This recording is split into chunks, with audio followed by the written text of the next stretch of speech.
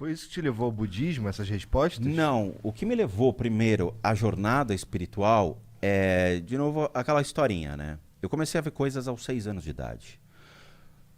Minha família é uma família tradicional italiana, onde meu pai assumia as responsabilidades de casa, indo trabalhar, minha mãe cuidava da casa. Eu nasci em 1975, então tem que avisar que era antes da internet, antes de muita coisa, né? Entendeu? Antes dos videogames também. Cara, onde eu morei, a minha casa foi a 7ª construída na rua. Hoje já tem 3 bairros em volta. Entendi, antigo mesmo. Muito. A casa era muito antiga. E assim, eu morava perto de um hospital, que era o Albert Einstein. A casa tinha uma energia curiosa. Então, ela foi construída em cima de uma senzala, perto de um hospital. Então, você imagina que eu estava no parque de diversões da espiritualidade.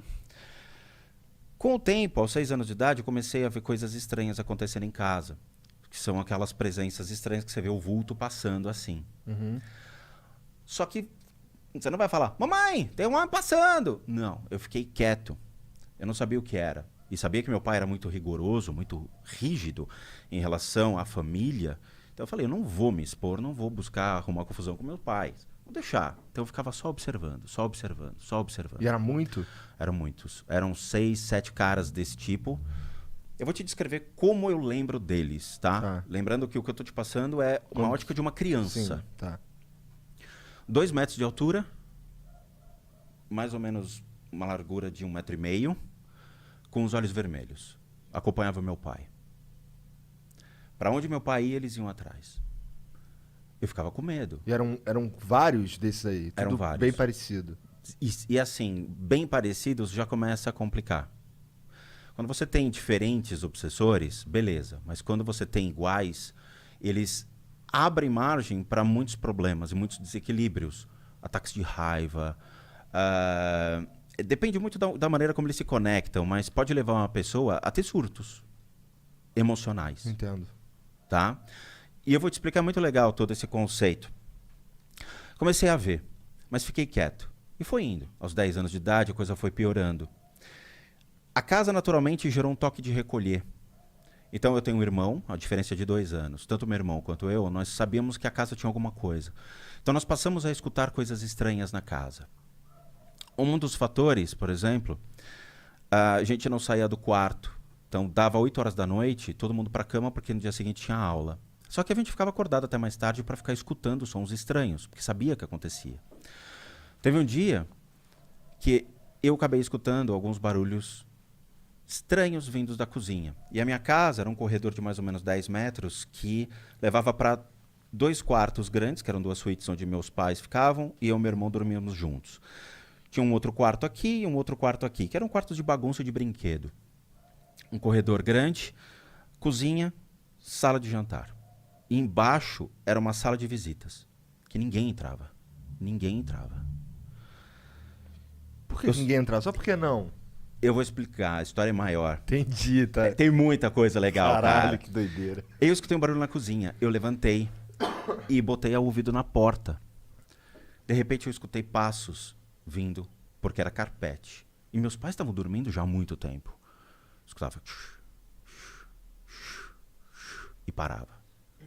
E sabe, quando criança, vai aquele ponto de interrogação em cima direto. Você fala, caraca, o que tá vindo? Chegou uma hora que eu olhei pelo buraco da maçaneta para procurar. Aí escutei uma voz que ecoava dentro da minha cabeça, não passava pelo ouvido, falando, volta pra cama. Velho, apertou. Eu fui direto, mas eu pulei pra cama e me enrolei. A partir desse momento, eu comecei a ser notado por esses seres. Então, todas as vezes que eu passava pelo corredor, dava para vê-los entre os quartos, observando quem passava pelo corredor. Eles estavam esperando meu pai.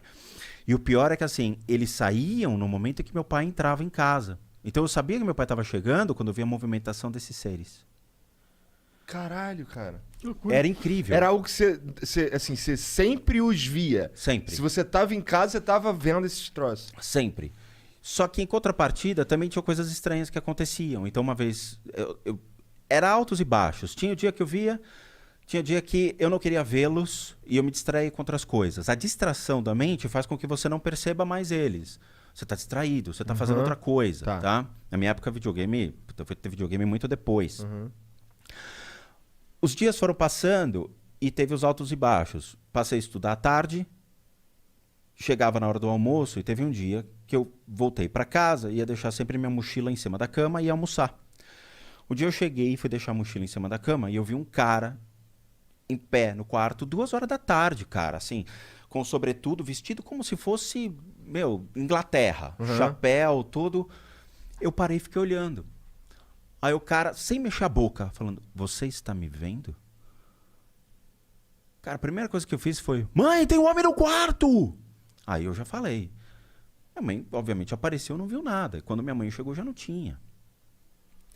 Eu falei, cara, vou ficar quieto. É melhor ficar quieto.